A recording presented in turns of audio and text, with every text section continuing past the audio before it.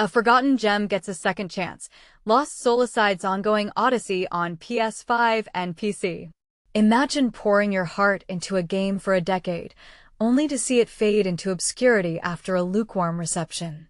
That's the raw reality for Lost Solicide, the action-packed title that launched on PS5 and PC in August 2025, greeted by mixed reviews and swiftly overshadowed by the next big thing in gaming. But here's where it gets intriguing. Developer Altizero Games isn't ready to let it slip away. Despite the game's initial disappointments, they're rolling out a fresh update right now, packed with fixes and enhancements to polish up the experience.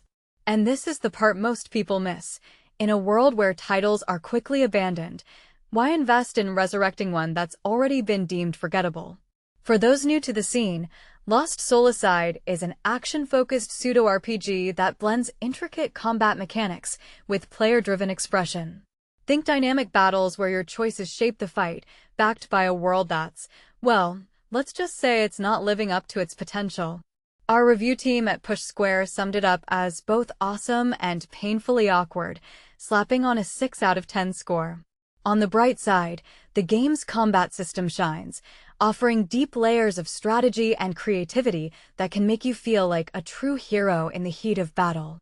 But flip the coin, and you're met with a narrative that's cringeworthy, characters that fall flat, and a setting that's utterly forgettable. Performance hiccups added to the frustration, often interrupting the flow. It's like having a high-octane sports car with a faulty engine, thrilling in spurts, but ultimately unreliable. Yet, Altizero is doubling down, proving that post-launch support can transform a flop into something more palatable. This new patch tackles a slew of bugs and glitches head-on, while optimizing key aspects for smoother gameplay.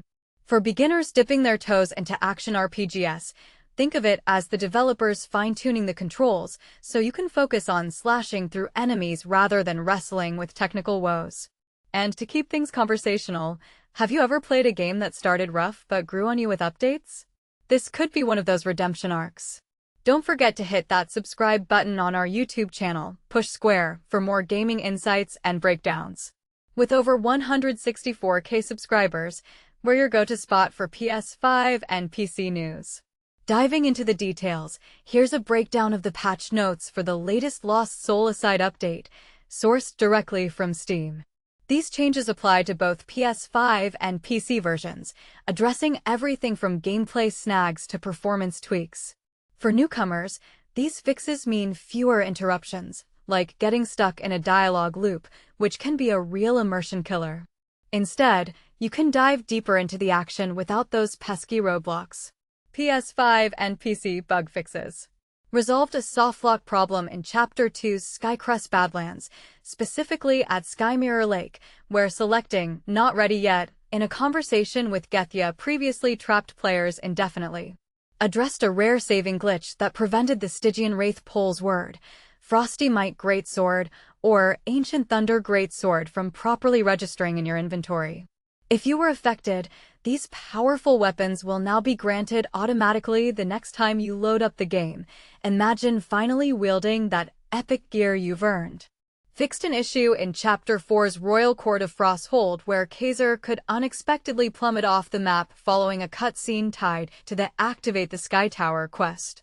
Corrected problems in Chapter 4's Redstone Mines and Royal Court of Frosthold, ensuring energy collection minigames can now be completed without glitches, letting you gather resources smoothly. Tackled loading and unloading errors in the harbor area, so scenes transition seamlessly instead of freezing or skipping. Eliminated repetitive dialogue from arena during battles in Chapter 4's Redstone Mines, making fights feel more dynamic and less like a broken record.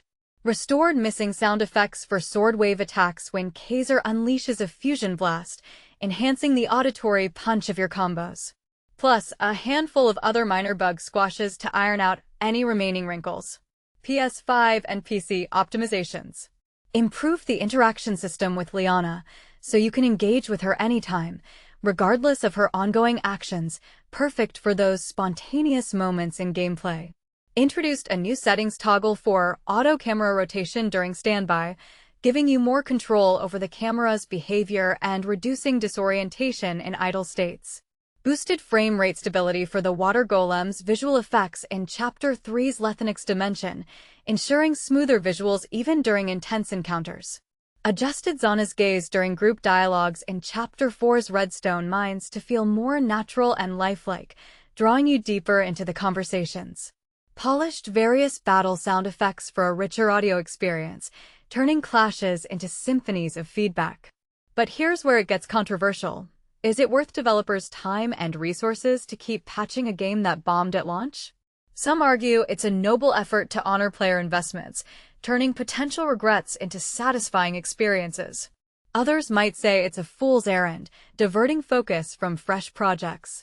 After all, in the fast-paced gaming industry, does every title deserve a lifeline, or should we accept that not all releases hit the mark? And this is the part most people miss. Perhaps this update hints at a broader trend. With player feedback driving changes, could overlooked games like Lost Soulside evolve into hidden treasures? For the record, Liam Croft, our author here, grew up glued to PlayStation controllers, with a soft spot for classics like Metal Gear Solid. Today, he's all about diving into the latest PS5 titles while cheering on Derby County, though that last bit might be his Achilles heel in fan debates. What do you think? Should developers keep supporting games that don't click initially, or is it better to let them fade? Do you plan to give Lost Soulside another shot now that it's patched? Share your thoughts in the comments below. We'd love to hear your side.